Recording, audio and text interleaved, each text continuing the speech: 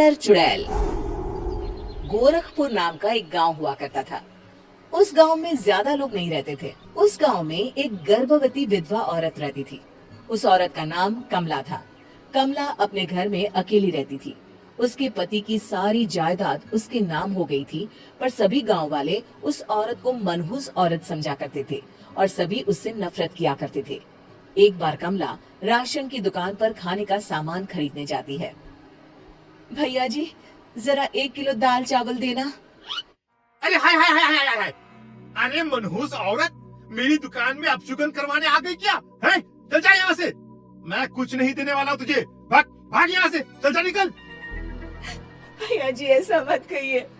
मैं गर्भवती हूँ, मुझे खाने की बहुत जरूरत है। मुझे खाना दे दीजिए।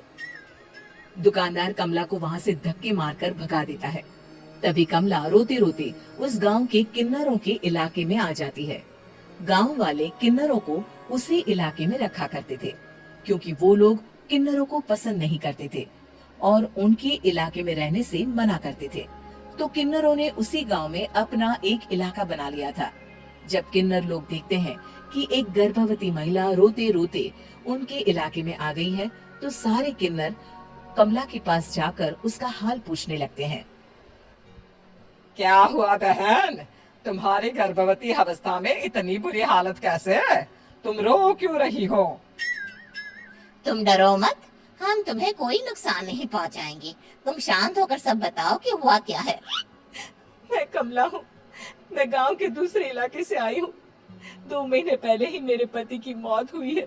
मुझे गांव के लोग मनहूस मानते हैं, क्योंकि मैं विधवा हूँ और गर्भवती भी। वहाँ के लोग मुझे खाने के लिए कुछ बेचने के लिए भी तैयार नहीं, जिससे मेरा गुजारा नहीं हो रहा था। कोई बात नहीं कमला, हम तुम्हारा ख्याल रखेंगे।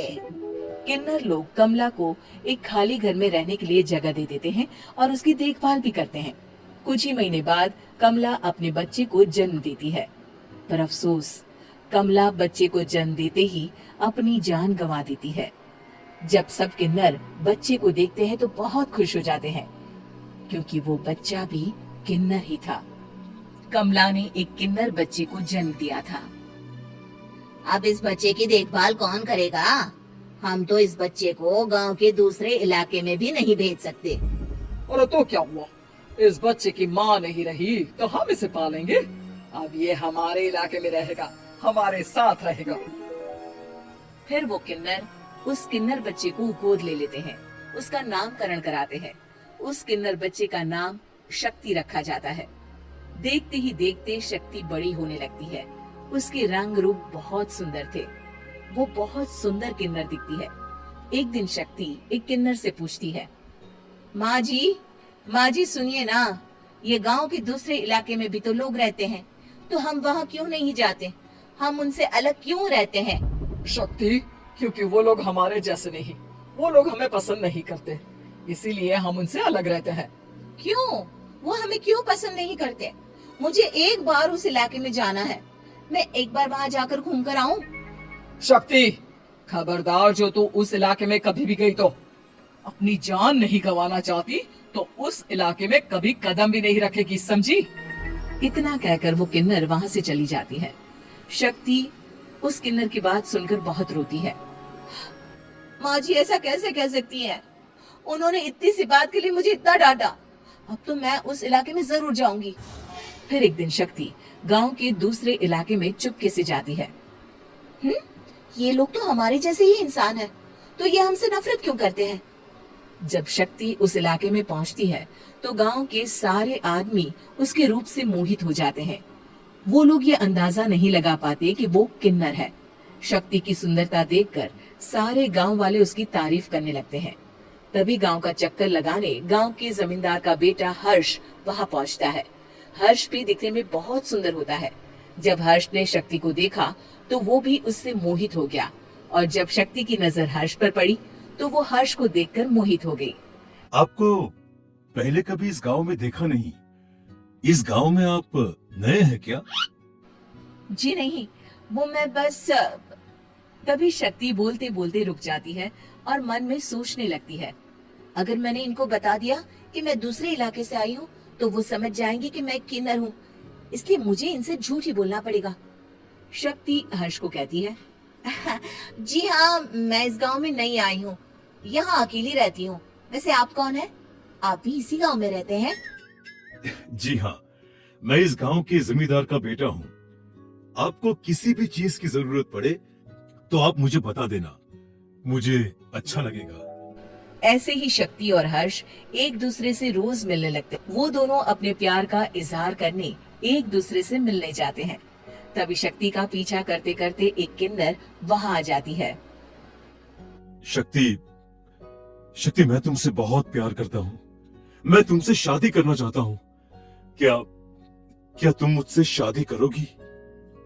हाँ हर्ष, मैं तुमसे शादी करूंगी, पर मैं तुमको अपने बारे में एक सच्चाई बताना चाहती हूँ जो मैंने तुमसे छुपा कर रखी है। तभी उनके बीच में ही वो किन्नर आ जाती है। शक्ति, तेरी हिम्मत कैसे हुई ऐसा करने की? वो किन्नर शक्ति को खींचकर गांव के जमींदार के पास ले जाती है। हर्ष भी वहां शक्ति को बचाने के लिए पहुंच जाता है। जमींदार शक्ति और हर्ष के प्यार के बारे में सुनकर गुस्से में आ जाता है और शक्ति को गांव के बाहर निकालने की सजा देता है। शक्ति ये बात सहन नहीं कर पाती और कुएं में कूदकर अपनी जान दे देती है।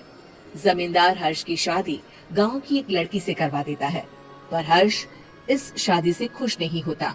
शक्ति अपना बदला लेने के लिए मरने के बाद किन्नर चुड़ैल बन जाती है।